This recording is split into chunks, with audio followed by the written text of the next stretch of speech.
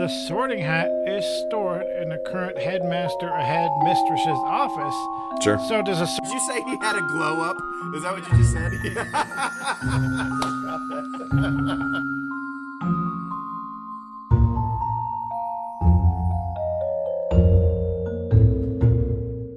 So at the time of this recording, it is November.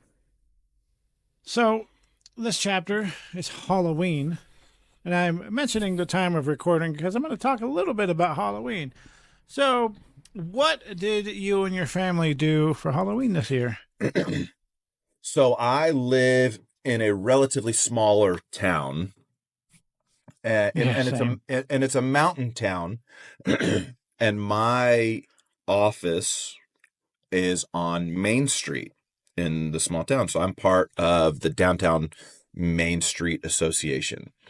And so what we do here every year is we close down Main Street, and all of the vendors, businesses, and other people can volunteer to pass out candy, because a lot of these mountain neighborhoods, there's no way kids can walk from, home to home. It's too dark. The homes are too spread out. So it's the same way out here. Yeah, so we set up on Main Street. I bought like $200 worth of candy.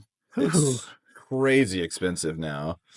Where I live, there's nobody coming to my house to trick or treat. We're kind of in the country, so yeah. If you're within a mile or two of Main Street, there's neighborhoods and such. But once you get out, it's too mountainous. There's the houses are just too spread out. So we set up there, and we have thousands of people show up. Like, it's awesome. They do costume contests. They've got bands. They've got people handing out hot chocolate, kettle corn, candy. I mean, it's a great time. Yeah, and it's a blast. And so I stand out there and hand out candy, and I've got my business cards there, so the kids come and take the candy. Yes. And then the moms and dads are like, "Oh, I need a chiropractor. Let me hit you up." We're gonna need to make some cards for this podcast. That way you can hand those out next year. Hey, there you go. Check us out on Squibs Corner, baby. Yeah, it's weird to hear about like Halloween the way it is now. Like, I don't know if it's just the small town vibe that I'm getting, but they have this thing called trunk or treat at schools now, and I thought it was just like a small town thing till I went on I think it was on TikTok, and everyone's trunk or treat is ruining Halloween, everywhere. And I'm like, it's everywhere. Yeah, man. When we were little, houses were decorated. Trick or treat meant trick or treat. We would actually get scared and not get candy. That's awesome. Yeah, and So, some small towns. They'll like schedule Halloween on the Saturday before Halloween. Yeah. If Halloween's on a school night, is like during the week. Yeah, before Halloween. Yeah. No, we celebrate. We celebrate Halloween on Halloween. Yeah, we did the trunk or treat. Then we had the Halloween. The way they do Halloween around here is it's a terrible thing, but then at the same time, I'm like, ooh, I don't have to walk around the whole time. So the cops are real lenient. All you do is you get your hatchback, you open up the trunk, and the kids hop in and out, door to door like that.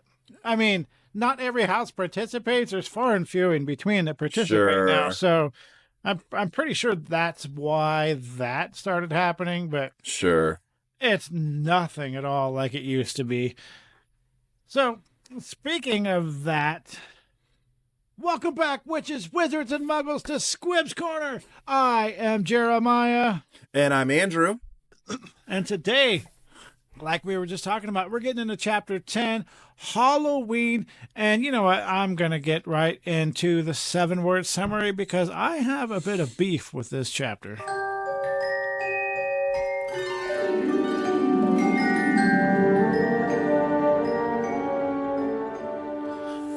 So my 7-word summary is, I don't think Halloween fits this chapter.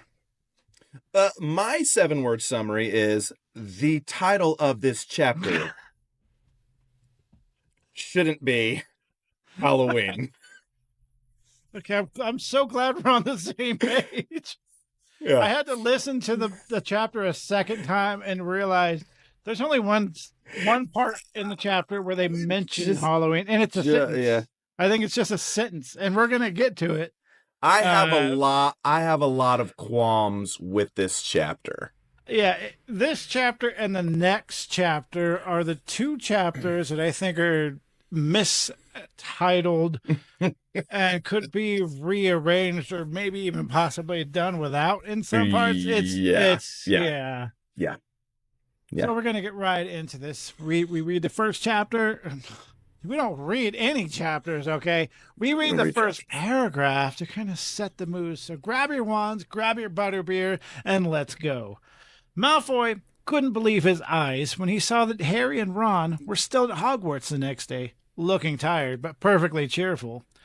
By the next morning, Harry and Ron thought that meeting the three-headed dog had been an excellent adventure. Of course. And they were quite keen to have another one. Of course. In the meantime, Harry filled Ron in about the package that seemed to have been moved from Gringotts to Hogwarts, and they spent a lot of time wondering what could possibly need such heavy protection.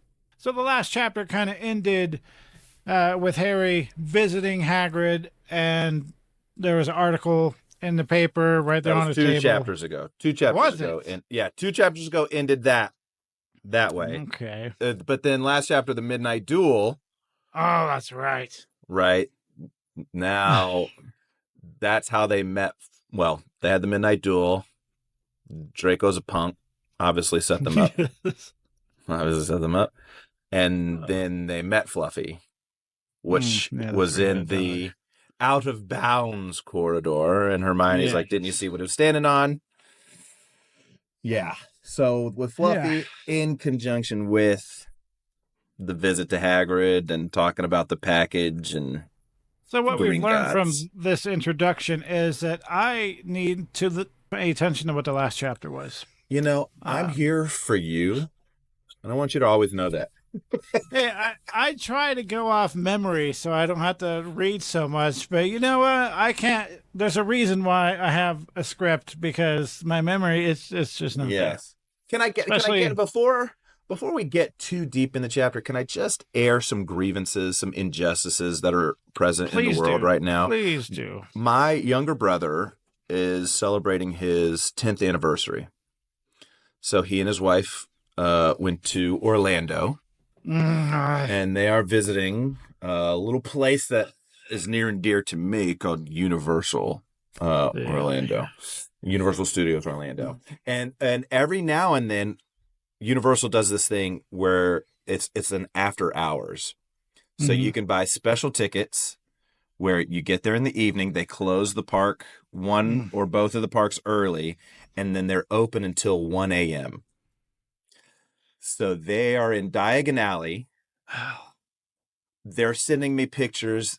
They're in the 3 broomsticks. They're chugging on some butterbeer. They've got their robes. They've got their wand. They're going to go over. I don't know if they're doing Hogsmeade tonight or tomorrow, but they've been sending me knowing. You know what? Okay. Knowing. Okay. You said it's your brother, right? Yes. Okay, ask him if he would like to be a guest on the podcast and talk all about that. Show us some pictures. Actually, I know. Yeah, not tonight's podcast, but we could put it on our Instagram, and it would be an amazing guest to have on here. Doing it right now. That's a great idea. Oh, yes. All right, so let's go ahead and get into this. This chapter is pretty short. So all they knew about this mysterious package was that it was about 2 inches in size and must have been very important. Now, remember that this mysterious package was in a vault, and that was the only thing in the vault. And my grievance was that, was there should have been other stuff in the vault, and that should have been a little bit more hidden. Especially since somebody knew it was there, they tried to break in and take it. My suspicion is My suspicion is Dumbledore thought that Voldemort might try something like this eventually. Right? Knowing Dumbledore, he's had 10 years to think about, what are some of the ways Voldemort could come back into power. Yeah. And I think he told Flamel, like, hey, you gotta Name drop. Or whomever owned this package, you got to get it out of your possession. We've got this vault. Put it there, and then we'll move it whenever we think that it might be necessary. So that's my things. suspicion. Yes, Continue. 2 things. Did you just watch me try to take the cap off of my soda that didn't have a cap on it? I did not, but thank you for letting us know.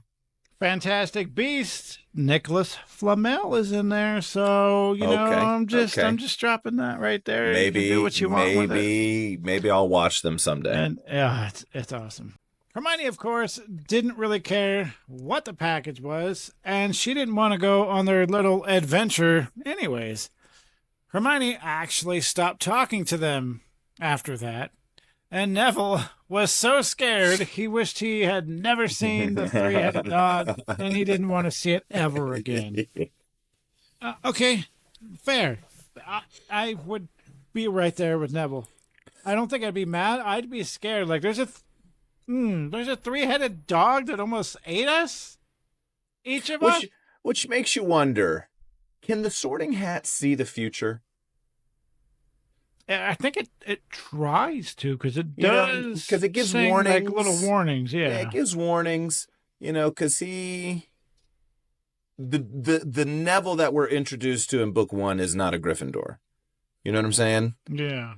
Like I'm actually wondering now, the Sorting Hat is stored in the current headmaster or headmistress's office. Sure. So does a Sorting Hat overhear everything? Obviously. So I would say 100%, yes. Maybe he's not predicting anything. He's just overhearing, and it's his responsibility. Hey, I think I need to address this. Maybe I'm not sure. I never thought about that till just now. Well, so what are you thinking that the Sorting Hat would have overheard? Dumbledore. Dumbledore talking about a certain prophecy? Dumbledore talking about anything. I mean, he's just chilling there. I'm talking about pertaining to Neville being a Gryffindor. Oh, yeah. Yeah, I'm sure. Well, yeah. Because Neville, I think we can all agree, Neville had a great character arc in the books. Oh, yeah. He had a glow up. He had a great... Definitely. Yeah. Harry and Ron didn't care too much. He had a glow up? Is that what you said? Yeah, he did. I just got that. Okay. We agree. Good for you, Neville. Yes, good for you, Neville. So Harry and Ron didn't care too much about the package, Hermione, or even Neville. All they wanted to do was get revenge on Malfoy. Okay, yep. So there's kind of a sequence of events going on here. Hermione's so mad at Harry and Ron for going to the wizard's duel and finding the three-headed dog that she just doesn't want to talk to them. Neville's so scared about finding that three-headed dog. Harry and Ron are okay with. Yeah. Harry and Ron are okay with Hermione not talking to them. Ron a little bit more than Harry. Yeah, yes. He makes a point to mention it. Yes. But Neville's so scared about finding that three-headed dog that if he were a turtle, he'd be hiding his head inside of his shell right now. But the main focus right now is getting revenge on Malfoy. Now, you have to remember Malfoy wanted to do a wizard's duel. Ron and Harry. Ron was Harry's second, and he basically set them up. He did not show up. Filch is the one that showed up, which led him into finding the three-headed dog while they were trying to run away. Holy typos. I mean, there was a lot going on. I was reading that along with you. And yeah, talk about a lot going on. Like, I don't know if your keyboard's rebelling against you. I'm not sure what's happening, but most of the time when I do the script, I talk into the mic so it types it for me. And sometimes yes. Yes. What are you gonna do? Well, and luckily the series of events in this chapter, Malfoy gets disappointed a couple of times. First off, he sees them show up the next morning. Is like, what the heck? I literally sent Filch there to make sure that they're not here anymore. So anyway, so they're super happy about that. And then the mail's coming in, and we see these 6 huge owls carrying a package, and everybody sees it. Even Harry sees it, and they're like, "Well, what could that be?" And in the movie, it's literally wrapped as a broom. It's obviously a broom. It's not. It's like, I mean, it's like you don't open it. We don't want put it in a box. The broom. Yeah, put it in a box and wrap it. Like, what are we doing here? Yeah. Don't open it. We don't want people to know what it is. Well, it's like on Christmas when you just don't know how to wrap something, so you just wrap it, and you're like, "Well, that's obviously a skateboard." Uh-huh. Yeah. Gotta get the box. We go to Costco and get groceries, and we'll get like extra boxes during Christmas for presents just like that. There you go. So luckily, there was a letter that dropped right on top of the package that said, "Do not open this until you're out of everybody's eyes." And so the letter says it's a Nimbus 2000, which is one of the best brooms at the time, obviously for Harry. And I love all of the arguments when they hear this.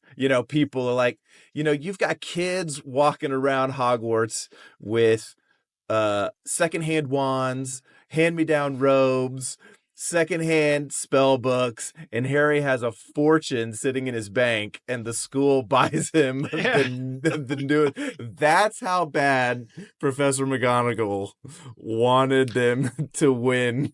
Oh yes. That's just like, no, I'm making sure this gets done. Top of the line, bro. Yeah. This isn't the first time that Harry gets something for free, so it just kind of happens to him. That's true. He's a very, very lucky guy. He is the chosen one.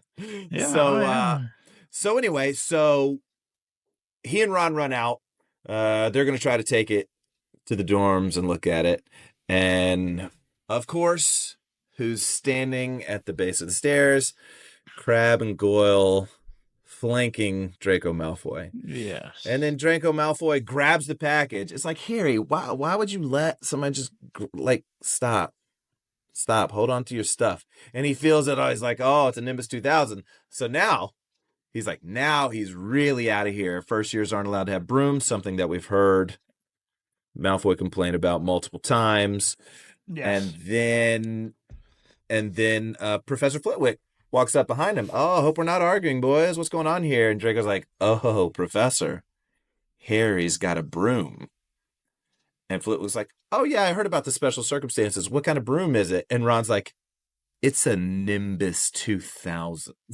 He's like, yeah, what do you have? Not a Nimbus 2000. Awesome. And Flitwick's like, cool, yeah, great. And again, Malfoy's just like, oh my gosh. And then what makes it even better, and he's like, yeah, and it's all because of Malfoy here that I actually have the broom. If he wouldn't have pulled his antics, I wouldn't have flown and I wouldn't have gotten this broom. So, talk about a wicked burn. I mean, strike one, strike two. I mean, Malfoy is collecting L's this Halloween morning. It is not a good morning for him. No. Well, speaking of not in the mood, Hermione was not happy about the Nimbus 2000 because it was like being rewarded for doing something bad, breaking the rules, Oh, I get it.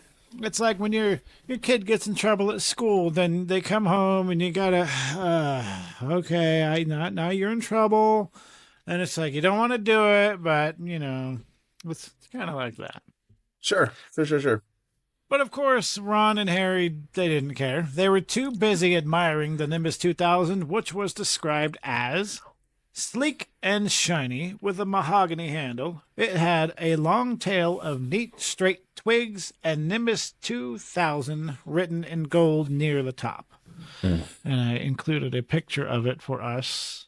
So the Nimbus 2000, we both have a picture right here in front of us. I am not a big fan of it. For one, I don't necessarily like gold. I think to me, it's tacky. And the way that The bristles are bunched together, like neatly bunched and organized twine. It does not look like a broom. It's for It looks, aerodynamics. yeah, it looks very glossy. I'm sure as far as performance goes, if you're thinking about it performance-wise, okay, I'll give it that. But This is if not you're built like, for sweeping. yeah, no, Not built for sleeping. definitely not. Not built for Probably whack sleeping. someone in the head with it, but but yeah, as far as looks go, no, it does not do it for me. We will get to the firebolt when we get there, Oh, and hopefully, I wonder if I could put an image of this in the description somehow, or look up the Nimbus 2000. Look up these brooms as we go, look them up. and give They're us your glorious. opinions on it. I'm not a fan of the style of this broom, and the Nimbus 2001 isn't any better. So now we finally get to learn a little bit more about Quidditch now. We learned that there are 3 goalposts on each side of the field, and I'm pretty sure we all know about Quidditch. But we're going to go ahead and tell you just in case. There's one ball named a quaffle, which was a bright red ball, and that was worth 10 points. Harry tried to relate he tried to relate it to basketball, which is great. I love how she had Harry. Yes, the Muggle sport. What? No, I don't know about your Muggle sports. He had no idea what Harry was talking about.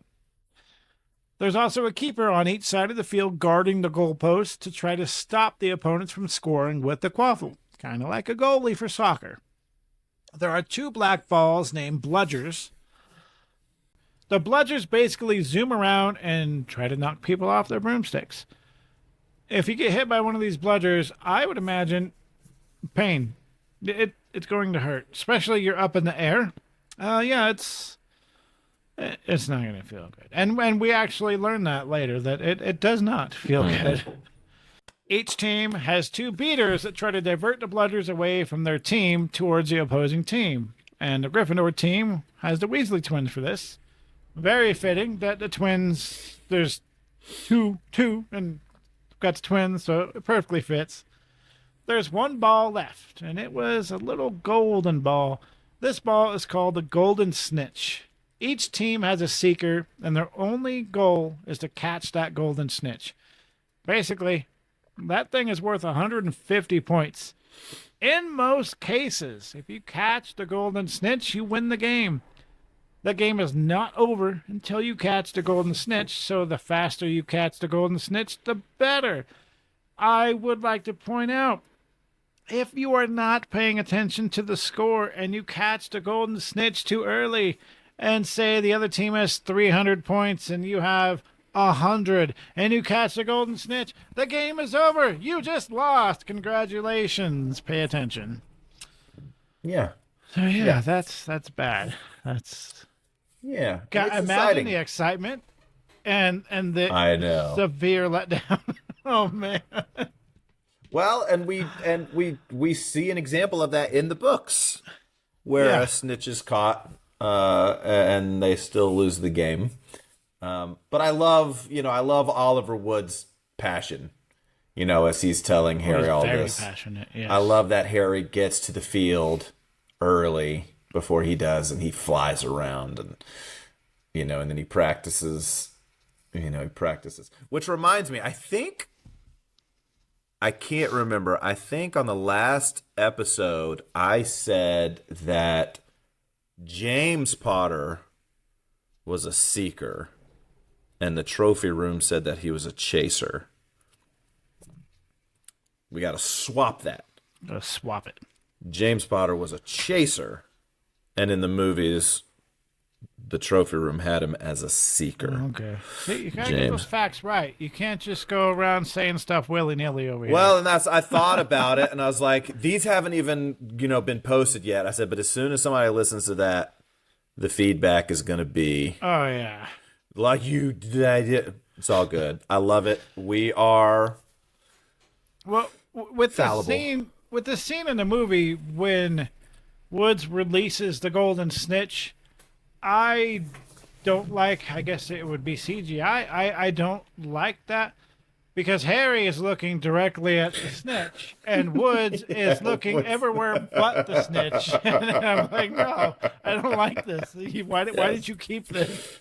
Yes. It bugs me every time. Just remember that the budget for the first film was not anywhere near the budget for the 8th film. So Yeah, but I mean, how hard was it to have them both look at I mean, come on. Yeah. It gets me every time.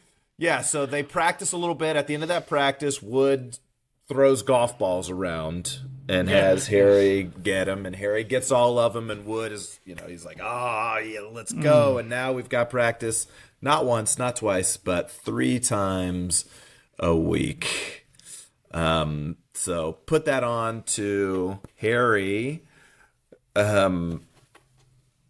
Harry's going through the motions. He's going through classes. He's going through Quidditch. All of a sudden, he's like, dang, September 1st, and now we're October 31st, because I've been here a couple of months now. Time flies. And I can imagine time flies quick at a wizarding school.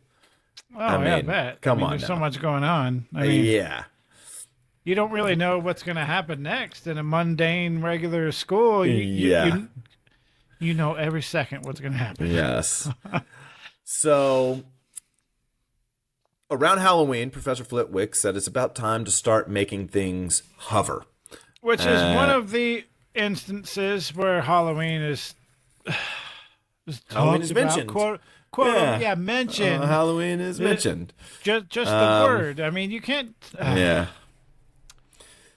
So, Professor Flitwick puts them in groups, which I don't understand why there would be groups. It's just you and a feather, but they're put in groups. Harry is working with Seamus Finnegan. Don't like that. But Ron has to work with Hermione. And here's something funny. Well, obviously Hermione didn't want to work with Ron, nor did she want to work with Harry because she's still upset with him. But Professor Flitwick, we learn here that there are specific wand motions to these specific spells, which I don't think is really emphasized when there are like battle and action scenes in the movies. They're just doing it. Maybe it's like for beginners, this is how you do it, and this is how... But so they have a very important wand movement, as stressed by Professor Flitwick. And he says, now, don't forget that nice wrist movement we've been practicing. Swish and flick. Remember, swish and flick, and saying the magic words properly is very important. Never forget Wizard Barufio, who said S instead of F and found himself on the floor with a buffalo on his chest. Thank you for writing to 11-year-olds, Miss Rowling. So Ron, he starts doing it, and of course, doesn't do it correctly. Now, here's one thing that's so funny, that in the movie, everybody knows, what does Hermione say in the movie? You're pronouncing it wrong. You're doing it all wrong. Besides, you're going to poke someone's eye out. It's Leviosa, not Leviosa. And what does she say in the movie? Or what does she say in the book? In the book, she says something along the lines of... Wingardium. She goes, Leviosa. She doesn't even say anything about Leviosa. She goes, That's she right. says Wingardium Leviosa. And I'm like, so I like it better in the movie because Leviosa, but it's such a classic line. Yeah, and then you go to the books and it's like, oh, Wingardium Leviosa. So anyway, I'll give 10 points to anybody who can guess what witch or wizard got it right on this first day of class. Let's see. That's a tough one. Hermione, Jean, Granger. Oh, of course. Love Miss her. Goody Two Shoes, yes. Love you have to her. love her. No. You can't call her Goody Two Shoes for being a good student. No, she works her butt off. You show her some respect. Hey, what? No, yeah, she does work her butt off. Oh, she is not one of the students that sits there doesn't pay attention, but knows everything. She is not that student. So, okay. All right. All right. So Ron was so mad after class because Hermione just can't mind her own business. And as kids do, he basically started bashing Hermione. And of course she heard because kids also don't pay attention to their surroundings. And to their surprise, she walked hastily by with tears in her eyes. She spent all day in the safety, and I say safety lightly, of the girls' bathroom crying until Professor Quirrell ran in. But before that, here's the second and last mention of Halloween in this chapter. Now, notice we're not saying they're talking about Halloween. They're doing anything. No, they just briefly mention it, and that's it. Twice. That's it. The Great Hall was decorated with hanging and flying bats, with pumpkins and candles all over the place, and that's the last we hear about Halloween. Yeah, Halloween. You would think a title named Halloween, there would be a lot of talk about Halloween. Maybe how they carve the pumpkins with their wands, or they hang up the decorations with their wands. Some description, but no. Just pure mentions. It's terrible. Like I said, this chapter and the next chapter do not need to be titled what they are. And then we find out of nowhere, Professor Quirrell came running in yelling, "There's a troll in the dungeons!" So when I watched this in the movie the first time, it was me and my friend, and we didn't know what he was saying. He just, "A troll in the dungeon!" He just, "Don't you ought to know?" But we didn't know he thought you ought to know. We couldn't figure out what he was saying. "Don't you ought to know?" Like, what? It was just so funny. He just comes in freaking out and starts mumbling. Oh, it was great. So after the panic ensued, Dumbledore shot quite a few fireworks in the air and told the prefects to lead the students back to the dormitories. Because everybody's freaking out, naturally. I mean, everybody's freaking out. Yeah, everybody's freaking out. So they start following Percy, and they're going back to the dormitories, and then Harry remembers Hermione. Yeah. Correct. Hermione's in the bathroom. So they start, well, kind of reluctantly, but, they turn around, they go back so that they can warn her and get her, and then they hide because they see somebody's coming, and they think it's Percy. But actually it's Snape, and he wasn't going the direction as the other teachers. He was heading, who were all headed to the dungeons. He was heading elsewhere, in the direction of a possible third-floor corridor. That's out of bounds for those who do not wish to die a very gruesome death. He's going to go kill himself. Yes, so as they're walking there, we now see and smell the troll that Professor Quirrell warned everybody about. And it's about 12 feet tall, which is about how tall Hagrid is. I'm not sure why they just didn't sick Hagrid. Like, Hagrid, go deal with the troll. That brings up a point here. So, in the movies, the troll is massively taller than Hagrid. And if the troll is dubbed 12 feet tall, Hagrid's half giant. I'm sure Hagrid's taller than the troll, but the troll is quite obnoxiously bigger than Hagrid. Yeah, they got a couple things, a couple things could have been edited a little more appropriately in the movies. Yeah. Maybe that's it. Because he was definitely not 12 feet tall in the movies. Yeah. Quite a bit taller than that. Oh, rest in peace, Robbie Coltrane. Rest in peace. Yes. So the troll was heading towards a classroom. And Harry and Ron said, "Oh my goodness, the key's in the lock. We could lock the troll in the classroom." So they slam the door, they lock it. I'm like, look at us, we're freaking awesome. And they're running back towards the stairs, and all of a sudden they hear a blood-curdling scream. And they turn around and realize that was the girls' bathroom. And they locked the troll in with Hermione.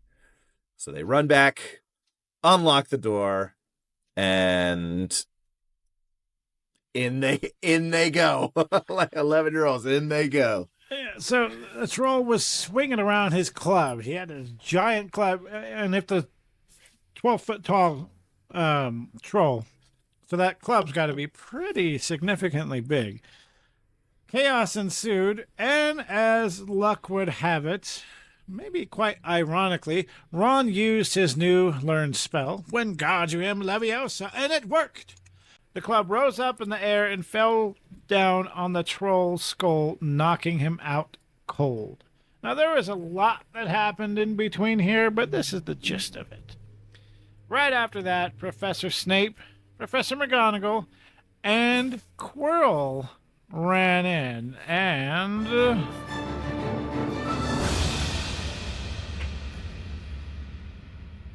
this is a pretty massive quiz. Oh, I love a good quiz. The script is blank intentionally. Andrew, finish this chapter. Finish this chapter? Okay, yeah. I would like to fill in one thing that you skipped over that always gave me issue until I just read the chapter yesterday again. Go for it. So when you're talking about a bunch of other stuff happened in there before Ron used Wingardium Leviosa correctly. Harry, so the 12-foot tall troll turns his back on Harry, and what does Harry do? I'm going to jump on this guy. So not only Harry was like, you know what I'll do? I'll jump on him. But remember, what else sounds good? I'm going to stab his nose with my wand. But here's been my grievance for a long time.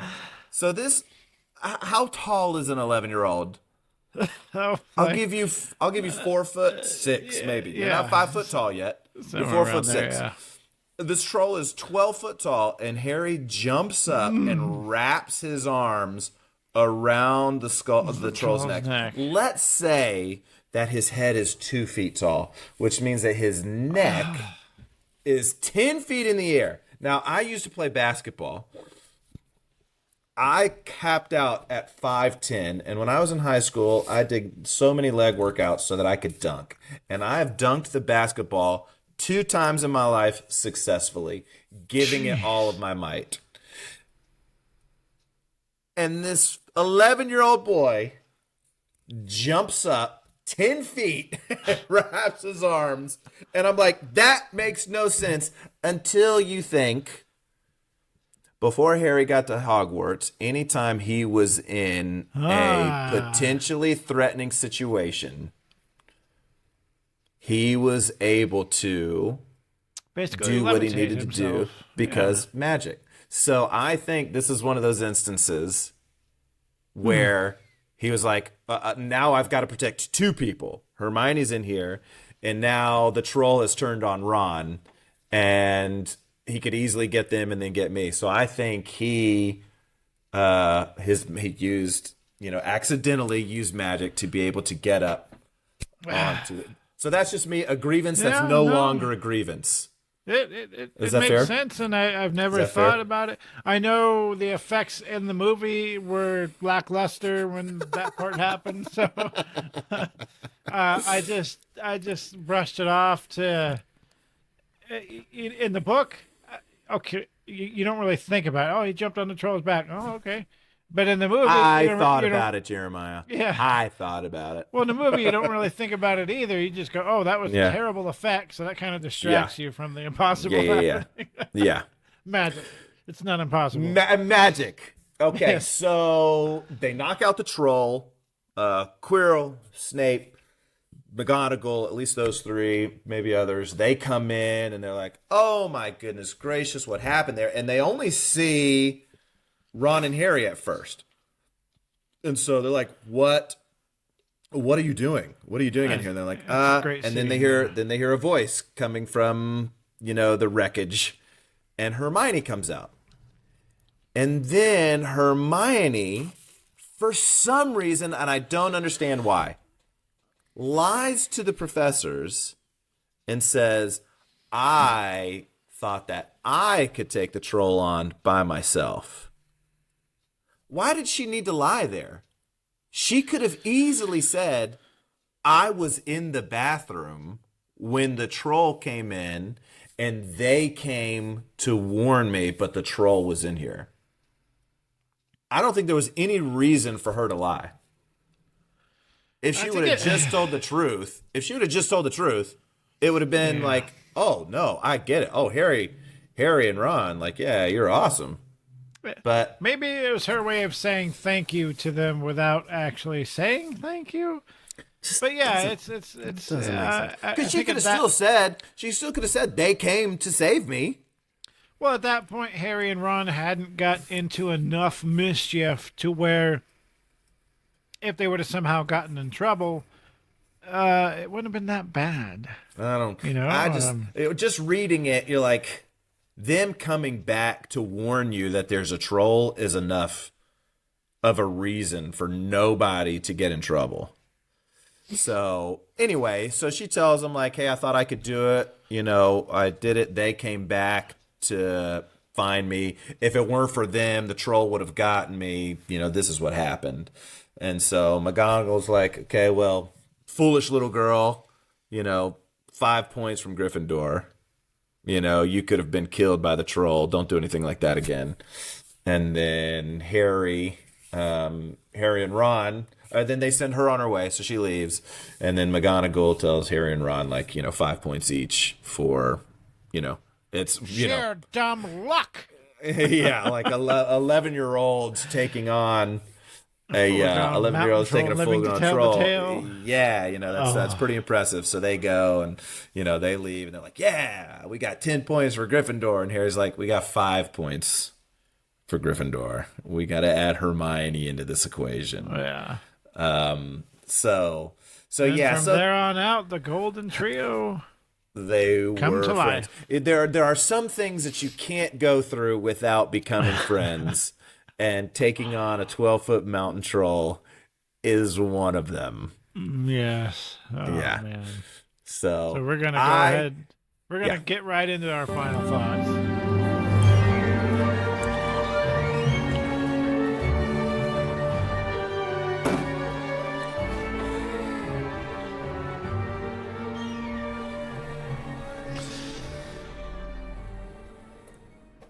Okay, Andrew, what are your thoughts about this chapter? Just I can't even ask this specific question because it's kind of all over the place. You go ahead, take it away. Yeah. So it's all over the place. I think we established a couple things that are important. We established the rules of Quidditch, which is a big part of the story going through. Right, so we're learning the rules that make sense. That just him and Wood one off. It's exciting that he's got a new broom. Again, it didn't need to be titled Halloween. Yes, it happened. No. Part of the chapter happens on Halloween, but I can forgive that. But we do have. I can't forgive it. Yeah, it's unforgivable. It's important because we have this bonding moment between the trio, and that's good because they're good. Yeah, so I'm excited with that. Could it have happened in many other ways? Sure, but remembering that she's writing this book specifically for older children. Younger children. Yeah. Well, I don't want to say teens, the 10, 11, 12 group. It fits. It perfectly fits. A troll, looking back on it now, I don't think all the professors would just go diving towards the dungeon. I think they would spread out. I think, other things would happen. But yeah. It's just kind of all over the place for me. Yes. Especially titling it Halloween. You're going into this chapter expecting like, oh, okay, what's Halloween like at Hogwarts? And we do not learn what Halloween is like in Hogwarts at all. We learned that they yeah. can say the word Halloween and decorations, but that's about the extent of that. Well, and you would think, like, of all of the holidays, for witches and wizards to, like, totally go all in on would be Halloween. Right? Yeah, it's a you huge letdown. go to school in an old castle with torches and ghosts and poltergeists. I mean, like, this is prime Halloween situation here, and it's like, no, this is what we learned in class today. No, yeah. This is one of the chapters in this book that I'm just like, nope. I mean, the chapter itself is okay. Like I said, it's all over the place. But had it had a different title, I don't think I would have as much negative to say about it. Mistitled, just mistitled. So, thank you guys for. Tell me this: Are you a fan of the chapters being titled? Yeah, I'm kind of used to it. Well, there are some of the chapters I remember reading for the first time where you get to the chapter heading and you're like, oh, is that what's going to happen in this chapter? I don't know. You know what I'm saying? Yeah. Yeah, it's like, oh, okay, that happens in this chapter. So it's almost like the chapter heading tells us what we're about to read. It's like, no, don't do that. Don't do that. You've kind of like ruined the surprise by me, which isn't a huge. There was no surprise here. I mean, the surprise was the chapter had nothing to do with Halloween. The surprise was it had nothing to do. Yes. So, thank you all for joining us as we reviewed a chapter that had absolutely nothing to do with Halloween. Join us next time for chapter 11, Quidditch, which I have some more issues with. And I'm going to go ahead and sign us out. Words are, in my not so humble opinion, our most inexhaustible source of magic, capable of both inflicting injury and remedying it. Squibs Corner is hosted by Jeremiah Lobal and co-host by Andrew Beecham. We would love to hear from you, so drop us a rate and review to inquire about being a guest and for questions, comments, or to just give us your Harry Potter story. Email us at squibscorner@gmail.com. To watch Harry Potter merch unboxings, follow my YouTube, Accio Potter Guy. Lastly, you can leave us a voice memo, and don't forget to follow us on Instagram at Squibs Corner.